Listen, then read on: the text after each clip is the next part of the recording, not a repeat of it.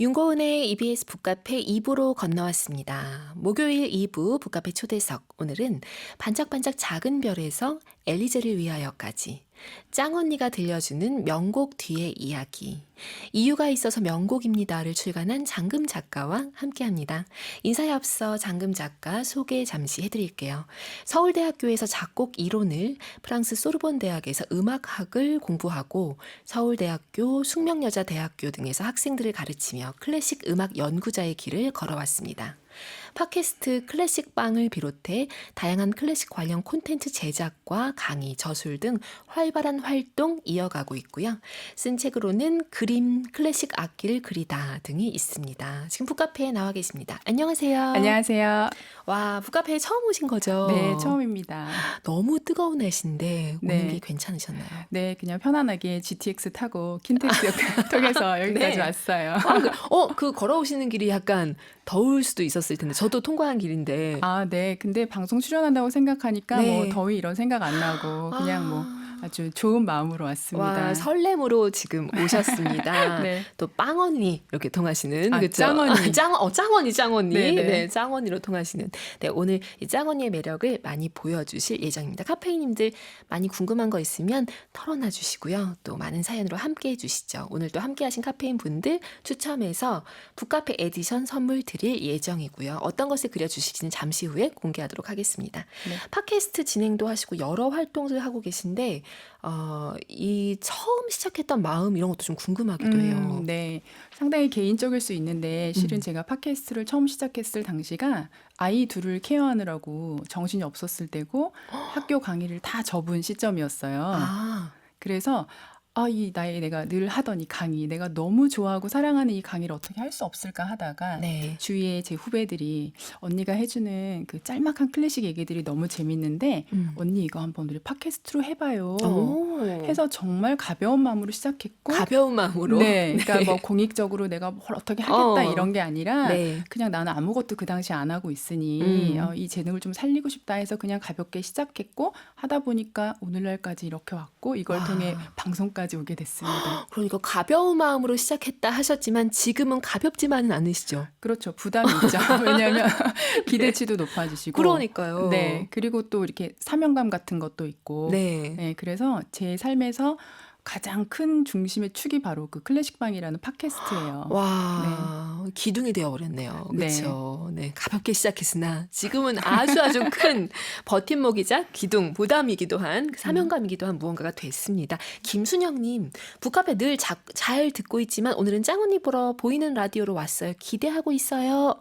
네. 감사합니다. 네, 이 또 이제 워낙에 팬인 분이신 것 같고요. 잘 보고 계시나요, 김순영님?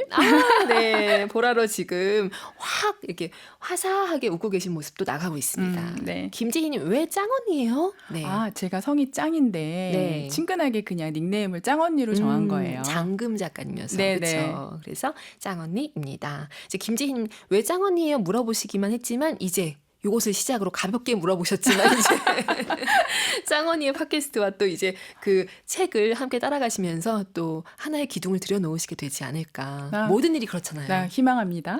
네. 이번 책 쓰시면서도 여러 생각들 하셨을 것 같아요. 어떤 마음으로 이번 책 쓰셨는지 또 쓰시는 과정 어땠는지 궁금합니다. 네, 사실 제가 클래식방을 하면서 가장 많이 들었던 피드백이 뭐였냐면 되게 유익하다. 그리고 네. 어린 시절부터 음악을 이렇게 교육을 했으면 내가 지금까지 살아오는 동안 음악을 더 잘 누릴 수 있지 않았을까. 너무 아쉽다. 이런 반응을 많이 주셨어요. 네. 그래서 저도 곰곰이 생각을 해보니까 저희가 피아노 어린 시절에 다 학원 다니잖아요. 그렇죠. 그렇죠. 특히나 한국은 피아노 안 배우는 학생들이 거의 없을 정도로 네. 누구나 다 배우는 건데 그럼에도 불구하고 중고등학교 거치면서 어떤 예술을 취향으로서 키울 수 있는 그런 교육보다는 이게 또 암기 교육이 돼버리잖아요. 그러니까 작곡가 곡명은 기억나는데 그 곡이 뭔지도 잘 모르고 의미도 모르고 그냥 이렇게 지나쳐 왔던 분들이 너무 많아서 즐기는 영역이 아니었어요. 그렇죠. 네. 그리고 또 많이 또 공부해야 되는 부분이 있거든요. 클래식은. 근데 그 부분을 가르쳐주지 않은 채로 그냥 여러분 즐기십시오. 많이 들으면 됩니다라고 하기에는 제가 전공한 사람 입장으로 봤을 때는 굉장히 좀 너무 책임이 없는 말 같다라는 생각이 들었어요. 그래서 이 간극을 내가 좀 채워줄 수 있지 않을까. 사람들이 정말 궁금해하는 부분은 이것이 무엇을 의미하는 것인가일 텐데 네. 음악은 음으로 말하잖아요. 그쵸. 그렇죠. 그리고 음악의 언어로 말하는데 그 음악의 언어를 모르는 분들에게 내가 이렇게 가진 지식으로 조금 설명을 해드리고 그래서 클래식을 아무것도 모르고 들었을 때와 그리고 설명을 곁들여서 들었을 때 그 비포와 애프터의 확연한 차이 그 맛을 한번 느끼면 사람들이 클래식을 정말 좋아하겠다. 그리고 네. 거기에 대한 공부도 서슴지 않겠다라는 생각이 들었어요. 정말 이 책의 그 거의 앞머리에서부터 이렇게 네. 써두셨었거든요. 클래식의 세계 즐기고 싶다고 해서 자력으로 즐길 수 있는 영역은 아닌 것 같다고 네. 쓰셔서 저도 이게 보통은 근데 이제 많이 들으면 귀가 열릴 것이다 이런 식으로 하기도 하고 네. 스며들 것이다. 뭔가 네. 공기처럼 클래식이 나에게 다가오겠지 네. 싶기도 한데 그렇게 말하는 얘기들도 많이 접하기도 했고 근데 이렇게 얘기하셔서 뭔가 또 새롭게 다가오기도 했습니다. 저는 그냥 외국어라고 생각해요. 클래식은 외국어다. 네, 왜냐하면 이게요 우리나라의 음악이 아니잖아요. 네. 그리고 시차가 있어요. 맞아요. 몇백 년의 시차가 있어요. 맞아요. 그렇기 때문에 이것을 만약에 우리가 외국어인데 내가 분위기는 알 수 있죠. 충분히 상황을 통해서 유추할 수 있지만 무슨 말인지는 모르잖아요. 네. 근데 클래식은 그 의미하는 바들이 곡곡마다 다 있거든요. 그래서 이거는 배워야 되는 거다. 그래서 그렇게 한번 제가 얘기를 해봤어요. 그렇군요. 네. 여기 그래서 뭐 터키 행진곡 얘기도 하셨고요. 여러 가지 사례를 들어서 알고 들으면 무엇이 달라지는가가 네. 이 책에 가득 들어가 있습니다. 네. 9749 쓰시는 카페인님, 보이는 라디오 들어가서 두 분이 너무 닮으셔서 정신없고 한참 쳐다봤어요. 네. 네. 어떠세요? 두 분은 그런 느낌 없으세요? 하하하. 깜짝 놀라셨다고. 제가 그렇게 예쁜가요? 아니, 우리 제가요? 진행자님처럼요? 제가 그렇게 이 또한 진짜 이게 지금 화면이 2분할로 딱 나가고 있으니까 네. 뭔가 저도 보니까 좀 비슷한 느낌도 있고 그래요? 한데요. 어떤 저는 분위기라는 것이. 보이지가 않아서 지금 모르겠지만 네. 아무튼 우리 진행자님하고 비슷하다 그래서 이제 마음을 놓고 있어요. 저도 좋습니다. 저도 좋습니다. 자, 이 책에 보면 무수히 많은 이제 그 이야기들이 들어가 있는데 피아노 곡 20편을 수록을 하셨습니다. 네. 고르시기까지도 고민을 좀 많이 하셨어요? 아니면 이건 고민할 것도 없이 이 곡들은 꼭 들어가야 한다 싶으셨는지. 반반이었던 것 같아요. 왜냐하면 컨셉 자체가 누구나 아는 곡으로 시작하자. 네. 그래서 처음부터 다시 시작한다는 생각으로 하자. 그래서 가장 친근한 곡으로 다가가는데 엘리제를 위하여나 뭐 반짝반짝 작은 별 뭐 이런 곡들 뭐 트로이 메라 이런 것들은 너무나 쉽게 선곡을 했지만 네. 20곡으로 추려야 하기 때문에 그 추리는 과정에서 고민은 조금 있었어요. 그렇군요. 네. 지금 언급하셨지만 첫 장의 베토벤의 엘리제를 위하여입니다. 이 이야기 엘리제를 위하여 책에도 쓰셨지만 대한민국의 이제 대표 한때 자동차 후진송으로 많이 나왔기 때문에 엘리제를 위하여의 이 곡의 운명이라는 게 있다면 이 곡의 운명도 참 재밌다 싶었어요. 네. 저는 엘리제를 위하여라는 곡을 많은 분들이 예술 작품으로는 생각 안 하시잖아요. 왜냐하면 이제 네. 어릴 때 어린이가 연주하고 아마추어가 연주하고 배우는 곡이지 이것을 예술이라고 그렇게는 깊게 생각을 안 하는 것 같아요. 그런데 이 엘리제를 위하여 같은 게 어쨌든 오늘날 가장 유명한 대표적인 클래식 곡이 됐잖아요. 네. 그런데 그런 거 있잖아요. 왜 저희도 될 놈 될. 막 이런 것처럼 될 곡은 되는 건가? 왜냐하면 베토벤이 생전에 이 작품을 출판을 안 했거든요. 네. 그리고 이 작품이 베토벤의 사후에 한 음악학자에 의해서 발견이 됐어요. 그래서 사후 40년 이후에 출판이 됐는데 그래서 이 거의 역주행도 아니고 네네. 지금 사후에 그렇죠. 그래서 되게 독특한 이력을 가지고 있는 곡이거든요. 그래서 저는 다시 한번 생각하자. 될 곡은 되는 거구나. 그럴 운명이었나 본투비였나 보다. 네. 그러니까요. 엘리제를 위하여. 근데 이게 연주자들도 무대 위에서 연주하기를 꺼리고 네. 약간 이제 그리고 그 청중들도 네. 그 곡을 듣고 싶어 하진 않고. 그렇죠. 그게 참 묘한 그러나 되게 유명한 곡 중에 하나인 거고. 네. 이 위치가 참 재밌습니다. 참 애매해요. 왜냐하면 예술이라는 거는 항상 어떻게 보면 일상하고의 적당한 거리가 있어야 하는데 네. 엘리제를 위하여는 너무 많이 들어와 있어요. 왜냐하면 어릴 때 저희 장난감에서도 기계음으로 듣잖아요. 엘리제를 위하여. 그렇죠. 네. 그리고 맞아요. 어디서나 듣는 곡이기 때문에 이걸 예술로 우리가 받아들이기까지가 참 힘든 것 같아요. 맞아요. 뭐 초인종 소리인 적도 있고 맞아요. 너무 많죠. 근데 원래 제목은 이게 아니라면서요. 네, 원래 제목은 이것이 바가텔 25번 가단조라는 제목이에요. 바가테라니까 잘 모르시겠잖아요. 큰 감흥이 오지 않아요. 일단은 엘리제를 위하여 하고 이거하고 차이가 네, 네, 느껴집니다. 뭐냐면 바가텔이라는 것은 소품, 여러 피아노 소품 중에 하나인데 네. 그냥 이렇게 장르 넣고 작품 번호 넣고 조성 넣고 하면은 되게 드라이한 느낌이에요. 이 곡의 맞아요. 어떤 퍼스널리티가 안 보인다는. 맞아요. 하지만 이게 제목이 같은 곡인데 엘리제를 위하여가 되는 순간 사랑도 보이고 왠지 상상력도 자극하고 그쵸. 스토리도 있을 것 같고 막 그쵸. 이렇거든요. 그래서 엘리제가 누구냐라고 하는 것에 대해서 정말 사람들 얘기하기 너무 좋아하잖아요. 네. 거의 뭐 추리소설처럼 막 네. 파고들고 하는데 이런 이야기들도 굉장히 흥미로웠습니다. 네.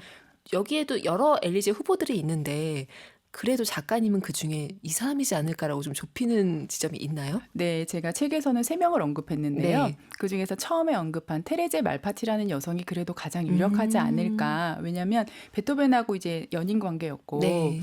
말파티에게 정말 청혼을 하려고 했고 이 곡을 작곡해서 그녀 앞에서 연주하고 그러려고 했는데 베토벤이 테레제 말파티의 아버지가 연 파티에 초대됐는데 네. 그날 이제 연주도 하고 청혼도 하고 하려고 했지만 술을 그날 파티에서 제공받은 술에 너무 거나하게 취해서 네. 아무것도 못한 거예요. 그러니까요. 그래서 테레제 말파티가 그러면 이 곡에다가 내 이름이라도 좀 적어다오. 그래서 테레제를 위하여인데 이것을 악필인 베토벤이 술이 취한 채로 썼으니 불분명하잖아요. 그래서 손이 후에 많이 가네요. 네. 베토벤이 은근히. 네. 그래서 후에 이 악보를 발견한 사람이 이 테레제를 그만 엘리제로 읽어버려서 이름 중요한데 이름이라도 네. 썼어야 되는데 제대로 그쵸? 그래요. 근데 그게 그래서 엘리제를 위하여로 굳어져 버렸어요. 근데 저는 그냥 테레제 말파티 그쵸. 가장 그래도 설득력 있지 않을까 싶어요. 그 이야기가 제일 재미있었어요. 여러 가지 그 인물들의 설 중에서 네. 그러니까 엘리제가 되는 바람에 또 엘리제란 이름으로 불렸던 사람까지 막 소환되고 하긴 했으나 맞아요. 네, 테레제 말파티 그리고 이 음주의 위험성과 악필의 그 네. 어떤 무언가가 얘기가 또 들어가서 인간적으로 베토벤이 느껴지게 만드는 그런 에피소드랑 재밌기도 했습니다. 네. 우리 오늘 재미난 얘기들 계속 이어갈게요. 음악을 듣고 가도록 하겠습니다. 선곡도 해오셨는데요. 네. 첫 번째 곡은 무엇인가요? 첫 번째 곡은 드뷔시의 아라베스크 1번인데요. 네. 제가 개인적으로 드뷔시라는 작곡가를 굉장히 좋아하기도 하고 저희가 베토벤에 대한 얘기를 나눴는데 베토벤이란 작곡가는 굉장히 규칙이라던가 어떤 뭐 이렇게 고전적인 이런 스킬이 되게 뛰어난 작곡가라면 네. 드뷔시는 그와 또 정반대의 결을 지닌 작곡가이거든요. 물처럼 흐르나요? 네, 그러니까 약간 물처럼 흐르기도 하고 언밸런스한데 그것이 자유롭게 녹아들고 그러니까 네. 베토벤하고의 되게 접근 방법이 다른 작곡가예요. 그래서 한번 가져와 봤어요. 좋습니다. 드뷔시의 아라베스크 1번 듣고 가시죠. 네. 윤고은의 EBS 북카페 초대석, 오늘은 북피움에서 펴낸 책 이유가 있어서 명곡입니다를 쓴 장금 작가와 이야기 나누고 있습니다. 지금 9297 쓰신 카페이님, 짱 언니를 라디오에서 만나니 더 반갑네요. 오늘따라 목소리가 더 부드럽게 들리는 건 기분 탓일까요? 클래식방에서 목소리로만 만났었는데 보이는 라디오로 만나니 역시나 목소리만큼 아름다우십니다. 하고 사연 주셨습니다. 과찬이십니다. 네, 보시고 굉장히 환하게 웃으셨어요. 왜냐하면 제게 클래식방 청취자님들이 너무 소중하거든요. 네. 그래서 너무 감사해서 네. 환하게 웃었어요. 그리고 지금 0484 쓰신 카페님 안녕하세요. 드뷔시의 아라베스크 1번이 나오네요. 주법이 좀 다른 듯한데 누구 연주일까요? 사진은 지난 설에 눈이 많이 와서 찍었는데요. 찍으면서 갑자기 아라베스크가 떠올랐어요. 그래서 이 사진의 이름은 아라베스크입니다. 하고 그 사진을 함께 보내주셨는데 너무너무 아름다운 아라베스크. 이 지금 눈이군요. 전 얼핏 보고 별인 줄 알았는데 눈이 내리는 사진 함께 보내주셨고 연주는 르네 코닝의 연주였습니다. 드뷔시의 아라베스크 1번 띄워드렸고요. 제가 음악 나가는 사이에 이 책 읽고 나서 품었던 궁금증을 작가님께도 장금 작가님께 살짝 여쭤봤었어요. 이런 생각 들었거든요. 이 책 읽고 나서 내가 만약에 피아노 교습을 여기 나오는 그 음악가들에게 배울 수 있다면 받을 수 있다면 네. 누구에게 배울까라는 생각을 해봤는데 네. 갑자기 장금 작가님이라면 저는 묻고 따지지도 않고 무조건 드뷔시예요. 왜요? 왜냐하면 베토벤의 곡 같은 거는 굉장한 테크닉이 필요하거든요. 근데 그 과정이 너무너무 좀 지루해요. 제 개인적으로. 그런데 이제 드뷔시 같은 경우는 어떤 테크닉의 문제보다도 실은 톤을 만드는 거거든요. 네. 드뷔시만의 그 특유의 피아노의 톤인데 저는 그게 너무 궁금하거든요. 아, 그것도 그렇고 저의 피아노 교육은 거의 그냥 베토벤 피아노 소나타 정도까지인데 네. 그 이후 시대의 작곡가들에 대한 곡은 많이 다뤄보진 못했어요. 그렇기 때문에 20세기에 또 프랑스의 드뷔시의 곡은 또 다른 방식으로 접근해야 되잖아요. 그쵸. 그래서 그걸 좀 배워보고 싶어서 저는 무조건 드뷔시입니다. 아, 무조건 드뷔시에게 네. 배우겠다라고 하셨고, 저는 보면서 아, 베토벤과 쇼팽은 안 되겠다라는 생각은 했어요. 아, 왜요? 베토벤은 일단 아까도 얘기해 주셨지만 제자와 이렇게 제자 일단 베토벤의 연인이 되는 조건들이 몇 네. 가지가 있었는데 그중 뭐 귀족의 신분 차이가 좀 있고 나이가 한참 차이가 있고 그리고 네. 제자인 것도 그러니까 보통 제자와 피아노 선생님의 관계에서 시작되는 경우가 많더라고요. 네. 사랑에 빠질까봐 어머, 어떡해. 안 되겠다는 생각을 베토벤은 생각도 없는데 베토벤은 너무 버거워요. 아 그렇죠. 네, 네. 그 생각을 살짝 했고요.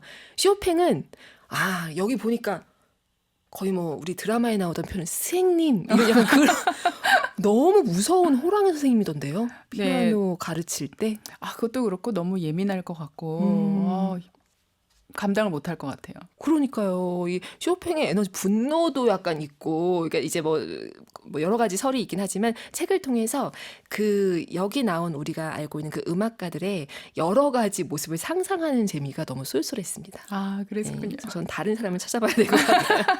카페인님들은 어떨지 궁금하고요.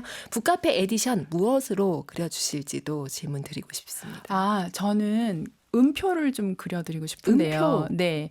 음악은 결국은 음으로 말하는 예술이기 때문에 네. 저는 음이 결국은 음악의 주인이다라고 생각을 하거든요. 그래서 여러분에게 좀 친숙해 보일 수 있지만 네. 음표를 제가 한번 최대한 예쁘게 그려보도록 아, 할게요. 최대한 예쁘게 네. 그린 음표 에디션 오늘 기대해 주시고요. 자, 반짝반짝 작은 별 얘기도 좀 해보겠습니다. 모차르트 곡이래 이런 얘기를 많이 했었는데 네. 원작자는 또 아니라고. 이 곡이 참 재밌는 게요. 네. 족보가 꼬여도 제대로 꼬인 그런 선율이에요. 네. 왜냐하면 모차르트가 이 도도 솔솔 랄라솔로 시작되는 이 선율을 작곡한 게 아니거든요. 네. 모차르트가 프랑스에 여행을 갔을 때 연주 여행을 갔을 때 그곳에서 유행하던 노래여서 네. 그 선율을 가지고 곡을 만든 건데 이 곡이 유명해지다 보니까 사람들이 아 모차르트가 원작자라구나라고 생각하고 있는데 실은 이 곡의 제목이 아부디레주 마멍이라는 곡이거든요. 오, 네. 어머니께 말씀드릴게요라는 곡인데 거기 보면 원래 가사가 막 이런 가사가 붙어 있어요. 어떤 아이가 자기가 너무 괴롭다는 거예요. 네. 그래서 엄마한테 막 하소연을 하는 거죠. 그래서 엄마한테 말할게요. 제 골칫거리에 대해서요. 아빤 제가 이성적으로 생각하길 바라세요. 마치 어른처럼요. 그런데 말이죠. 저는 사탕이 이성보다 중요하답니다. 이런 류의 가사거든요. 이게 시차를 극복하네요. 지금 아이들 같기도 하고. 그쵸? 그렇네요. 네네. 네. 그런 게 다 통하는 이런 가사말이 붙었던 네. 곡이라는 거죠. 너무 재밌습니다. 근데 이것이 이제 반짝반짝 작은 별이라는 이 가사하고 정말 찰떡처럼 맞게 된 것은 실은 후에 영국에서 제인 테일러라는 시인이 네. 별이라는 시를 썼거든요. 근데 그 시어를 이 멜로디에다 갖다 붙이면서 이 노래가 정말 그야말로 너무너무 유명해지기 시작한 거죠. 네. 그렇게 모든 곡에 붙어 있는 그 이야기들이 너무너무 흥미로웠어요. 모차르트 얘기는 또 많이 언급이 됐는데 터키 행진곡 이야기 네. 나눠볼까요? 저는 터키 행진곡을 어린 시절에 쳤어요. 저뿐만이 아니라 많은 분들이 터키 행진곡을 치셨을 텐데 맞아요. 진짜 저는 고사리 같은 손으로 치던 그런 어. 느낌이 기억나거든요. 쿵짝 짝짝 왼손 반주 맞추면서. 맞아요. 그런데 이 터키 행진곡에서 이 터키라는 말이 와닿지가 않았어요. 저는. 왜 터키일까? 제가 뭐 터키에 대한 어떤 뭐 배경 지식이 없어서일 수도 있겠지만 네. 나는 너무 모차르트처럼도 들리는데 뭐 이런 생각도 들었고 이 터키 행진곡이라는 게 도대체 무슨 배경이 있을까가 조금 궁금은 했었어요. 어릴 때도 네. 치면서 그걸 느끼셨다는 거죠? 네, 근데 그냥 그게 되게 미스매치다라는 생각을 했었죠. 잘 어울리지 않는 것 같다. 근데 나중에 보니까 모차르트가 활동했던 빈이라는 도시가 네. 유럽에서 오스만 제국의 침입을 2번이나 받았던 그 전쟁이 일어났던 도시예요. 맞아요. 그러니까 빈 사람들은 그 오스만 제국의 음악가들, 군대 음악가들, 네. 이 사람들을 정말 직관한 사람들이거든요.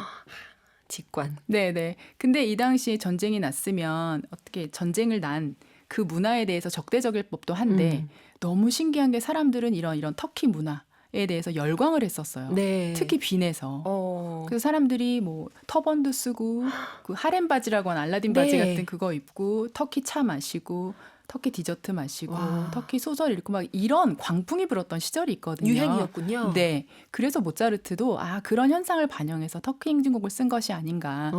실은 베토벤도 합창교향곡 4악장을 보면 네. 터키풍의 행진곡이 나오거든요. 그러니까 이게 모차르트만의 이야기가 아니라 그 시대 고전 시대를 살았던 작곡가들에게 어떤 되게 중요한 소재 중에 하나였던 거예요. 네. 이런 얘기도 흥미롭고 그래서 이제 그 모차르트의 터키 행진곡을 가만히 들여다보면 거기에 이제 어떻게 표현이 되어 있는지까지 발견하신 얘기가 적혀 있더라고요. 네. 이게 악보를 통해서 여러분께 보여드릴 수 있다면 네. 너무 좋을 텐데 실은 여러분 그거 있잖아요. 여러분 걸음 걸으실 때 이제 군대에서 혹은 뭐 걸음 걷다 할 때 왼발, 그렇죠. 왼발, 오른발, 왼발 이런 구령 들어보셨잖아요. 네. 그게 반주부에 그대로 나와 있어요. 반주부가요. 쿵짝짝짝 쿵짝짝짝 쿵짝짝짝 이런 식으로 가거든요. 그러니까 그 구령에 맞춰서 오른손은 띠라리라란 따라라라란 따라라라 이렇게 부산하게 네. 움직이잖아요. 이렇게 발 구령에 맞춰서 앞으로 전진하는 이런 군인들의 행진 모습을 그것이 이렇게 보여주고 있거든요. 그것도 그렇고 중간에 저는 개인적으로 치다가 마의 구간이 하나 있었어요. 네. 왼손에서 옥타브로 라도미라를 한꺼번에 타락 이렇게 롤을 연주하면서 치는 부분이 있었는데 그게 드럼의 그 두구두구 소리 있죠. 요걸 표현하는 거거든요. 아기자기하네요. 네. 이게 뜯어보니까. 그렇죠. 피아노 하나로 여러 악기를 보면은 참 잘 넣어놨어요. 요소에. 중간중간에 심벌즈 소리 같은 경우는 악센트로 표시가 돼 있어요. 그걸 쫓아가다 보면 맞아. 이거 딱 심벌즈하고 알게 되거든요. 네. 그러니까 저는 이게 너무 매지가이처럼 재밌는 거예요.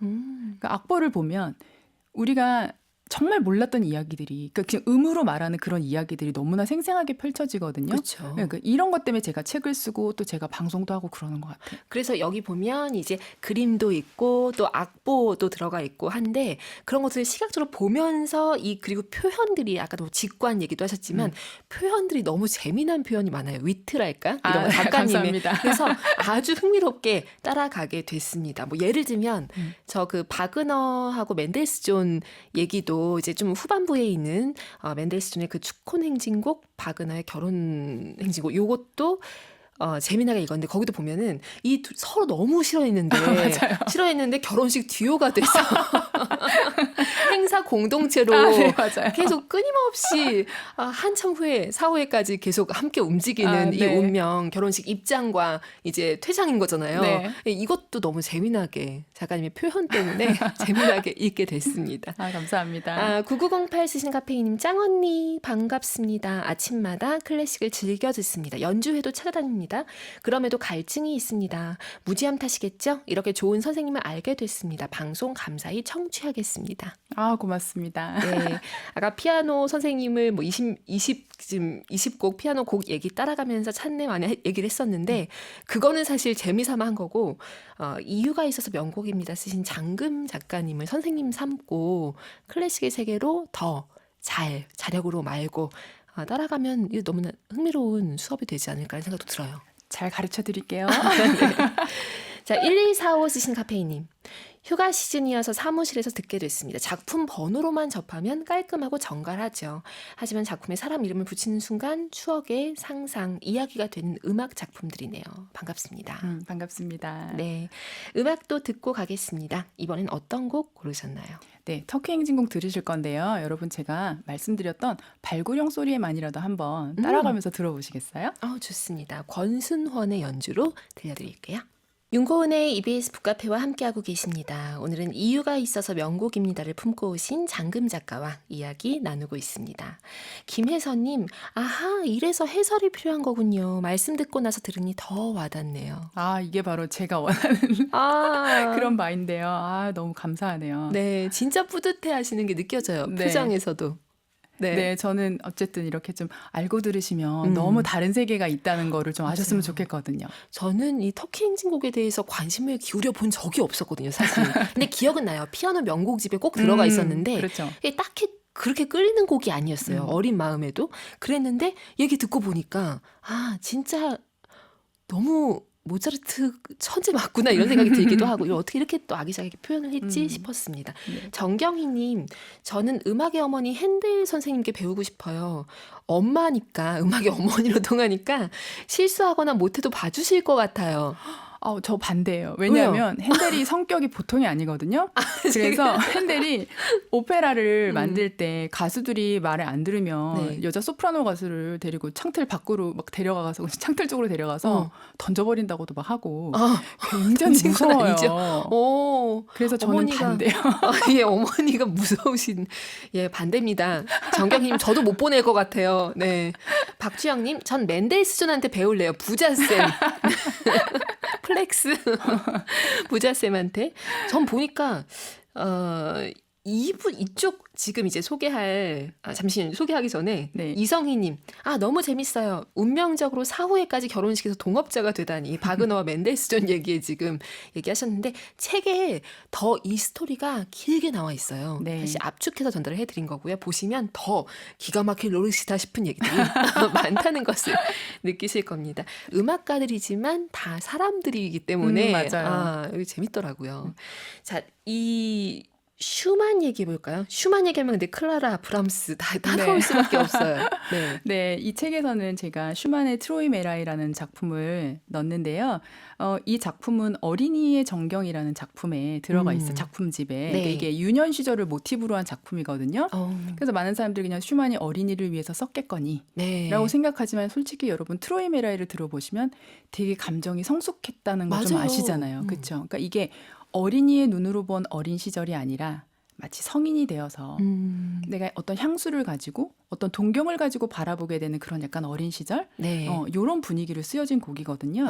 근데 그 서사의 중심에 바로 클라라 슈만하고 슈만이 함께 보냈던 그 시절에 대한 내용들이 담겨 있어요. 네. 그래서 막상 이 곡을 작곡할 때 자료들을 보면 이 어린이 정경에 담겨 있는 그 어린이의 대상이 클라라구나라고 생각하게끔 하는 부분들이 참 많거든요. 근데 그걸 클라라다라고 인지하고 들으면 네. 진짜 어울려요.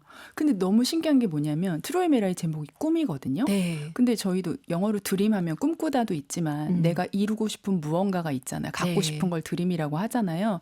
마찬가지로 슈만에게 이 당시에 그 꿈이라고 함은 만약 갖고 싶은 난 그런 뜻이라면 바로 클라라였어요. 왜냐하면 이 둘의 결혼을 막는 클라라 아버지의 반대가 너무 심하던 시점에 쓰여진 곡이라 네. 이 들어보시면 트로이 메라이는 앞으로 나가지 않고 곡이 계속 반복되고 앞으로 나가다가 다시 제자리로 돌아오고 또 나가다가 돌아오고 뭔가 아슬아하고 잡힐 듯 잡힐지 않는 뭔가가 있거든요. 이게 저는 클라라에 대한 어떤 가지고 싶은 갈망, 그녀에 대한 사랑 이런 거라고 저는 생각하거든요. 네. 그래서 참 흥미로운 곡입니다. 지금 그 사랑을 반대를 너무 적극적으로 했던 분, 네. 클라라의 아버지.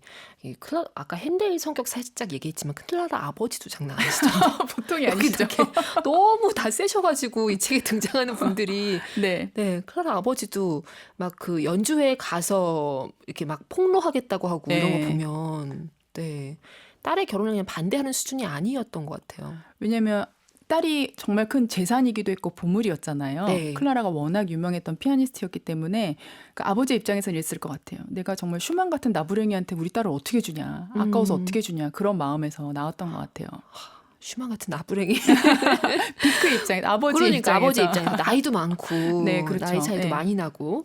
근데 아무튼 그 클라라라는 존재 이렇게 또 트로메라이 그 음악의 주인이 된 거잖아요. 네. 덕분에 우리도 함께 나누게 된 거고. 네. 어찌 보면 브람스 얘기를 해볼까요? 책에는 이제 브람스의 헝가리 무곡이 실려 있습니다. 표절 시비 얘기도 너무 흥미롭더라고요. 네. 브람스의 헝가리 무곡이 어떻게 탄생한 거냐면 브람스가 젊은 시절에 레멘이라는 집시 음악을 네. 연주하는 연주자하고 연주회를 많이 다녔는데 연주가 끝나면 이제 밤마다 숙소에서 이 집시 음악을 연주해 준 거예요. 그 연주자들이. 네. 그래서 브람스가 그걸 이렇게 듣게 된 거죠. 그러다가 자신이 정리해서 낸 거예요. 그러니까 원래 있는 어떤 민요 선율이겠거니라고 생각했던 네. 거예요. 근데 레멘이 입장에서는 나중에 16년이 지난 이후에 이 소송을 제기했는데 뭐라고 했냐면 이거 내 곡이지만 내가 나의 곡에 대한 정당한 평가를 받고 싶었다. 그래서 내 곡이라고 말하지 않고 했다. 그러니까 헝가리 무곡에 나오는 그런 곡들이 그중에는 뭐 레메니 모두 21곡이거든요. 네. 뭐 레메니의 곡도 있겠고 레메니하고 같이 연주여행을 다녔던 헝가리 연주자의 곡도 있을 텐데 어쨌든 이거 브람스 너의 곡은 아니지 않느냐. 이거 우리의 곡이다라서 네. 표절 시비가 났지만 실은 브람스는 이 작품에 작품 번호를 붙이지 않았거든요. 네. 그 얘기는 뭐냐면 나의 작품이라고 여기지 않았다는 얘기이기도 하고 또 제목에 편곡이란 말을 써놓았어요. 아, 그렇기 때문에 실은 성립할 수 없는 그런 시비였죠. 그러네요. 네. 이 브람스와 헝가리 무곡이 어떻게 만나게 됐는지 과정도 궁금했었는데 책에 너무 이 다채롭게 이 과정이 상세하게 나와 있어서 그게 좀 흥미로웠어요. 네. 네. 브람스의 헝가리 무곡. 브람스도 선생님은 안 되겠다 생각을 했던 것이 한 번 아니다 싶으면 거의 절연이더라고요. 리스트에 대한 네. 얘기를 할 때도 그렇고 너무 칼 같은 사람 같아가지고. 그러니까 좀 달리 얘기하면 네. 제가 봤을 때는 굉장히 고매한 정신을 소유했던 사람인 것 같긴 해요. 그러니까 왜냐하면 조금이라도 뭔가 음악도 브람스의 음악은 어떤 전통을 계승해가고 좀 음악에서 좀 숭고하다 여기는 네. 이런 부분의 어떤 것들을 끌어가고 나간 그런 사람이었는데 음악을 자칫하게 가볍게 취급하거나 내지는 너무 이렇게 기교나 형식으로 그러니까 기교 이런 걸로 쇼맨십 같은 네네 거 그런 딱 게 싫어하고. 가미되거나 그런 걸 되게 싫어하고 경계하는 사람이었던 것 같아요. 네. 그렇기 때문에 우리 진행자님께서 느끼시기에 칼 같다 이런 느낌도 받으셨을 것 같아요. 그러니까 한 번 장난쳤다가 눈밖에 날 것 같은 느낌이 들어서 브람스도 이분도 좀 쉽진 않다라는 생각을 했습니다. 네. 아무튼 이 클래식은 우리가 정말 변치 않은 어떤 고정 같은 느낌으로 좀 이렇게 뭐 어찌 보면 약간 고정된 것처럼 생각을 하고 있었는데 저는 그랬거든요. 네. 근데 이 책 보면서는 와 이것도 당시의 흐름을 굉장히 많이 반영하고 유행에 열려 있기도 했었구나라는 것을 느끼게 됐어요. 네, 물론이죠. 여러분들께서 좀 잘 모르시는 게 뭐냐면 19세기 중반까지만 하더라도요. 우리가 여기는 것처럼 클래식 음악, 그러니까 과거의 음악을 연주하는 관습이 없었어요. 그러니까 그때 만드는 거였어요. 네. 그러면 당연히 유행이 반영되겠죠. 그렇죠. 뭐 예를 들면 요한 슈트라우스의 왈츠 같은 경우 보면 엄청난 유행을 했거든요. 전 네. 유럽에. 그런 것도 시대와 유행을 반영하는 거고 그쵸. 또 이태리 오페라 같은 경우도 전 유럽을 강타했거든요. 이거는 정말 모든 사람들이 좋아하는 올타임 페이버릿. 네, 그러니까 이게 유행을 반영했습니다. 흥미롭습니다. 재밌습니다. 박주영님 들으시면서 어린이 정경이 클라라에 대한 이야기군요 하시면서 지금 모두가 다 어디 누구에게 피아노 배울까를 이건 사실 불가능한 거 알고 계시죠? 카페님도 그렇지만 불가능하지만 우리가 꿈꾸듯이 네. 얘기하는 거예요. 박주영님이 슈베르트 쌤은 어떨까요? 너무 우울하실 듯요. 평생 조금 가난하고 어렵게 사셨으니까 생활에 도움이 되실 것 같네요. 레슨 하시면. 저는 슈베르트 편입니다. 슈베르트. 그러네요. 그렇지만 슈베르트 그리고 되게 섬세하게 가르쳐 줄 것 같기도 하고. 그리고 예전에 보면 이렇게 살롱 문화 같은 것도 좀 많이 즐기셨죠. 맞아요. 슈베르트. 네. 어떤 면에서 핵인싸잖아요. 그러니까 슈베르트의 지인들이 열어준 슈베르티아데라는 어떤 그런 음악회. 그럼 약간 아이 성향이 있긴 하겠네요. 그렇죠. 그 슈베르트 지인들로만 이루어진 네. 사회라면. 7132 쓰신 카페이님.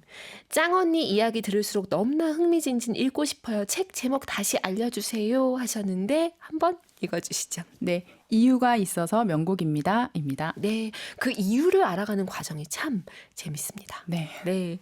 배나리님, 좋아하는 곡이 나오면 플레이리스트에 저장해 놓는데 매번 이름은 잊어버려요. 몇 악장, 몇 번에 몇 단주, 이런 이름 제목이 너무 어려워요 하셨습니다. 그렇죠. 저도 너무 헷갈리는데요. 그래서 저는 부제가 있으면 너무 좋아요. 기억하기 쉬우니까. 그러네요. 네. 합창교향곡도 교향곡 9번 이러면 잘 모르겠는데 합창이라고 하면 딱 알겠잖아요. 그렇죠. 그렇기 때문에 부제가 달린 그런 작품을 저는 선호합니다. 네, 그러니까 뭐 월광 같은 것도 사실 베토벤이 붙인 건 아닌 거잖아요. 그렇죠. 그렇죠. 그 이름이 그리고 이 책에 이제 보면은 베토벤 얘기도 많이 나오는데 그 월광에 대한 얘기도 1악장, 2악장, 3악장 하나하나 이렇게 따져가면서 이제 이게 어떻게 펼쳐지는지 얘기를 하시면서 사실은 달빛이 아니라 월광이 아니라 네. 죽음이다라고 얘기하신 거 굉장히 새로웠어요. 저에게는. 네, 저도 월광 소나타를 많이 치기도 하고 듣기도 하고 했지만 이번에 리서치를 하면서 느낀 거는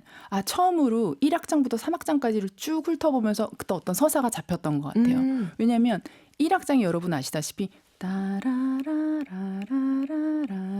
계속 이렇게 반복되는 네. 쭉 가라앉는 이런 음형들이 나오는데 베토벤의 소나타 형식에서 그것도 소나타 1악장에서 그런 식의 음악이 나오기가 쉽지가 않거든요. 정말 베토벤 하면 소나타 형식의 왕좌에 있는 사람인데 네. 어떻게 그런 형식을 무시하는 듯한 그런 곡을 썼을까? 그래서 이유가 잘 안 느껴졌어요. 잘 몰랐어요. 네. 근데 이게 3악장까지 가다 보니까 그 이유가 분명해지는데 저는 이거를 베토벤의 어떤 감정적인 모티브라는 저만의 어떤 그런 방법으로 좀 곡을 훑어봤거든요. 근데 이 당시가 베토벤의 청력이 굉장히 약해지던 시기였어요.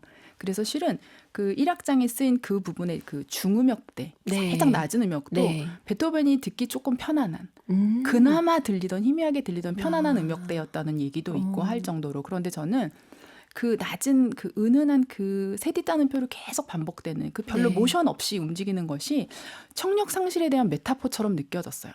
점점 희미하게 꺼져가는. 근데 우리가 잊지 말아야 될 게 베토벤 같은 경우는 항상 고통의 극복이라는 서사가 있거든요. 네. 그러니까 항상 승리로 나가는 거예요. 힘듦은 있지만 결국은 밝고 승리로 뭔가를 쟁취해서 끝나는 게 베토벤 음악의 기본 원리인데 3악장에 가면 곡이 막 부글부글 끓어요. 맞아요. 1악장하고 너무 다르게. 맞아요. 근데 그 모티브를 제가 살펴보니까 솔도미 1악장에서 정말 죽은 듯이 나왔던 그 자아가 솔도미로 시작하는 음으로 나오는데 그렇게 활발하게 다시 활발 타오른 거예요. 이게 악보를 보면 여러분 보이시거든요. 그러니까 시각적으로도 네, 1악장의 자아와 3악장의 자아가 결국은 같은 건데 1악장의 어떤 고통 안에 조금 매몰돼 있었다면 네. 3악장에 다시 베토벤의 원래 자아가 나온 그런 모양 있잖아요. 그러니까 이게 전체적인 서사를 보는데 저는 이 작품이 정말 너무 흥미로웠어요. 그래요. 진짜. 네.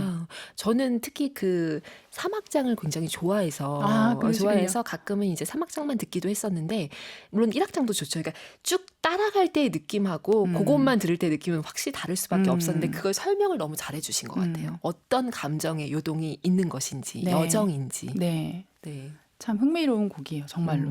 알고 들으니까 참 너무 좋습니다.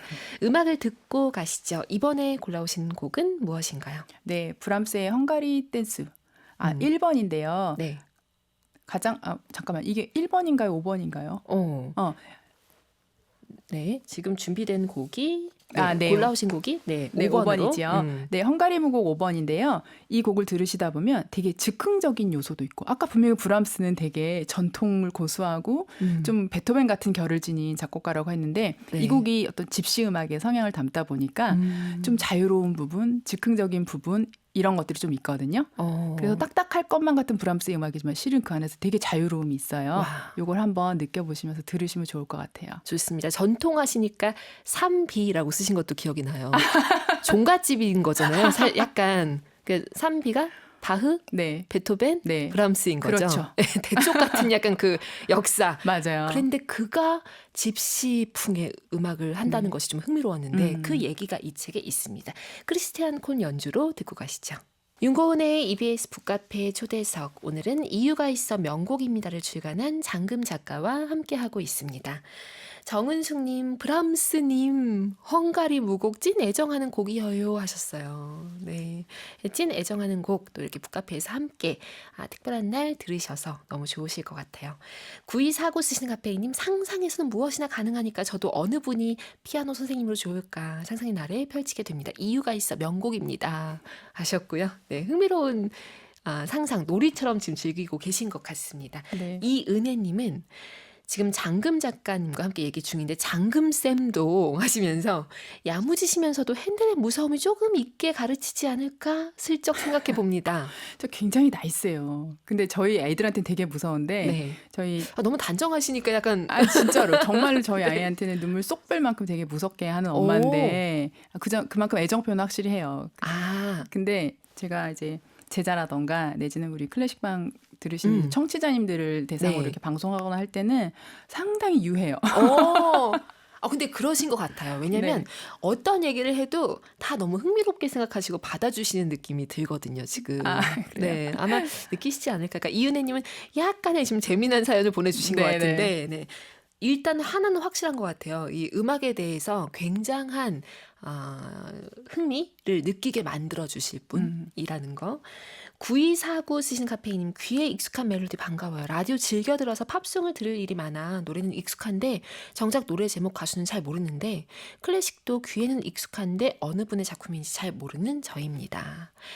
이런 경험들 많이 하시죠. 들으면 아는데 네. 그때마다 자꾸 이제 확인하게 되고 저도 뭐 그렇죠. 곡 찾아보게 되고. 저도 마찬가지예요, 그거는. 진짜요? 그럼요. 모든 곡을 제가 다 알 수 있지는 않죠. 하지만 들으면 이게 어느 시대다. 그리고 어느 작곡가일 것 같다라는 그런 거는 조금 있긴 하지만 저라고 해서 모든 곡이 다 그렇게 들려오고 이런 건 아닙니다. 여러분 너무나 당연한 거예요. 그렇군요. 네. 이 오늘 오프닝 문장 카펫에서 한옥 얘기를 했었고 많은 카페인들이 추억을 얘기해 주시기도 했는데요. 이 샤를 루이 아농 이야기도 흥미로웠습니다. 네, 여러분 한홍을 누구나 다 배우셨을 거예요. 피아노를 조금 치시면 이제 체르니로 넘어가는데 그때 한홍과 같이 했던 기억이 있거든요. 네. 근데 한홍은 정말 기계 같은 무시무시한 곡이었어요, 저에게는. 너무 재미가 없고 왜 해야 되지? 왜 선생님이 이거 꼭 5번 치고 사과 그리라고 하시지? 저도 똑같은 네. 그 시절에 무서운 사과 5개. 네, 무조건 첫 번째로 배우는 곡이 그러니까 맞아요. 쳐야 하는 곡이 한홍이었어요. 맞아요.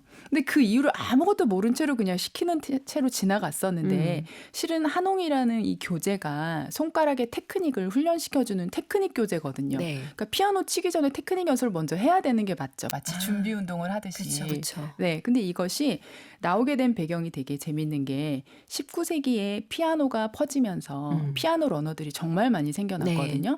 하지만 피아노 테크닉을 가르치는 교재가 없었던 거예요. 그러니까 누구나 잘 치고 싶잖아요. 새로운 그쵸. 악기를 또 이렇게 배우는데 그래서 어떻게 보면 그 니즈, 시대의 니즈를 잘 파고든 작품이라고 할 수 있습니다.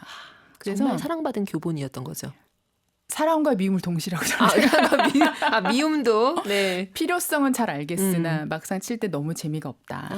하지만 여러분 만약에 라흐마니노프 같은 그 작곡가하고 피아니스트가 한홍의 수혜자라면 이 교재 믿을만 하죠. 그렇죠. 네, 맞아요. 라흐마니노프도 러시아 음악원에서 5년간 한홍을 배웠거든요.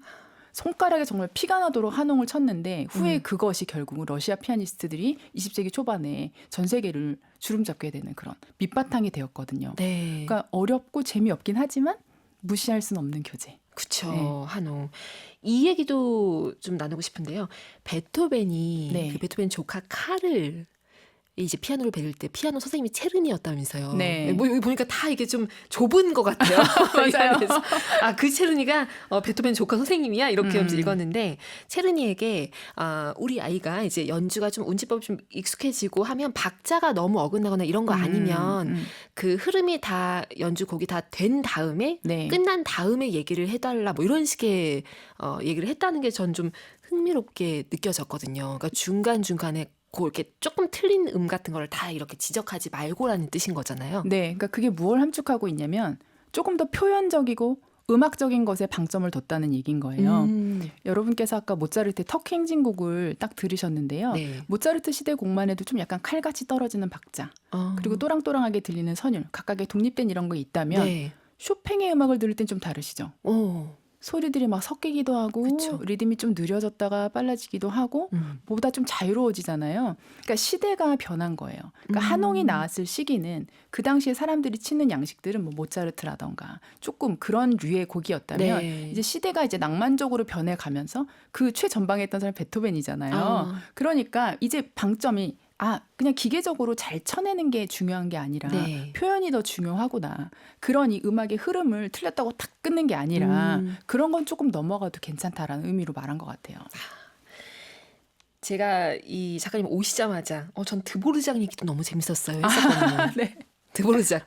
이제 그 유모레스크 얘기 네. 나오면서 나왔었는데 드보르작이 엄청난 철덕이더라고요. 철도 네. 덕후. 맞아요. 네, 그래서 이런 것이 어떻게 음악에 영향을 끼칠까 저도 궁금했거든요. 읽으면서. 근데 그 맥락을 또 잡은 경험이 있기도 하고 네. 이런 것도 재밌었어요. 어떤 얘기냐면 여러분 드보르작이 철도를 너무너무 좋아했는데 실은 뭐 철도가 그의 음악에 어떤 영향을 끼쳤다라고 저희가 뭐 단정하기는 참 어려워요. 그렇죠. 이 그렇죠. 부분이 그거예요라고 말하기는 어려운데 어쨌든 그렇게 철도를 좋아하는 드보르작이 결국은 철도하고 좀 만난 사연이 있는데 뭐냐면 예전에 철도는 여러분 화장실이요. 밖으로 여러분이 볼일을 보면 밖으로 철길 위로 바로 떨어지는 그런 네. 낙후된 시설이었어요. 그런데 사람들한테 이제 어떤 역 안에 들어오면 이렇게 지저분해지면 안 되잖아요. 네. 그러니까 여러분 잠깐 좀 참아주세요. 뭐 이런 캠페인송을 드보르작의 위모레스크 선율에다가 붙인 거예요. 그러니까 막 가사가 변비를 권장합니다. 이런 거는 너무 코믹하던데요. 네. 네. 그래서 이게 참, 성덕이라고 해야 되는 건가요? 이 또한 흥미로웠습니다. 네. 오늘 얘기하면서 시간이 정말 빠르게 흐른다는 것을 많은 카페인들 느끼셨을 것 같아요. 책 받으실 분 발표하겠습니다. 7131 쓰시는 카페인님, 9908 쓰시는 카페인님, 정경희님 세 분이고요. 북카페 홈페이지 오시면 선물방에 명단 있을 겁니다. 그 아래에 주소 연락처 남겨주시기 바랍니다. 오늘 함께한 시간 어떠셨어요? 너무 즐거웠어요. 시간이 어떻게 가는지 모르겠네요. 그러니까요. 네. 너무 아쉬운데 다음 작품으로 빨리 또 만날 수 있기를 기대하겠습니다. 네, 초대해 주셔서 감사합니다. 네, 계획하고 계시죠? 네. 그렇군요. 네. 얼마큼 기다려야 하나요? 제가 지금 다음 작품 쓰고 있거든요. 네, 그러면, 제가 그거 또 완성되면 또 불러주시면 또 기쁘게 나오겠습니다. 네, 좋습니다. 오늘 끝곡까지 준비를 해주셨습니다. 어떤 건가요? 네, 라벨의 죽은 왕녀를 위한 파바는 들었으면 좋겠습니다. 네, 왜 이것을 끝곡으로 지금까지는 피아노 곡만 들으셨는데 이제 오케스트라 버전으로 아름다운 이 선율 그리고 아름다운 오케스트라의 그 결을 느끼실 수 있는 곡이라 좀 이 오후에 참 잘 어울릴 것 같아서 갖고 왔어요. 좋습니다. 이 곡 들으면서 마무리하겠습니다. 작가님 감사합니다. 감사합니다. 카페인님들 오늘도 고운 하루 만드세요.